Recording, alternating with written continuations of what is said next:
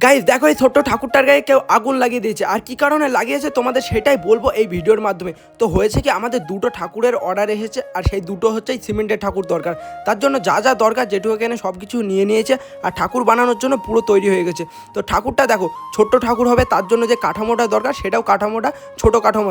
আর এটা বাঁশের কাঠামো না, এটা হবে লোহার কাঠামো, কারণ হচ্ছে সিমেন্টের ঠাকুর, তার জন্য লোহার কাঠামোই দরকার। প্রথমে এই বিচুলির গায়ে ভালো করে আগে শিক দিয়ে জড়িয়ে একটা কাঠামো তৈরি করে নিল, তারপরে সেই কাঠামোর গায়ে আগুন লাগিয়ে দিল। যখন আগুনটা লাগানো হলো, ভেতরে বিচুলিগুলো তো পুরো ছাই হয়ে গেল, আর থাকলো শুধু এই শিকটা। তো এই শিকের কাঠামোটাকে নিয়ে এখন সিমেন্ট দিয়ে ভালো করে একটা ঠাকুর তৈরি করা হবে।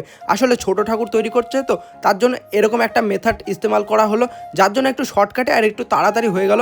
আর এতে কোনো অসুবিধাই হবে না। তো তাড়াতাড়ি দেখো কি সুন্দর হয়ে গেল।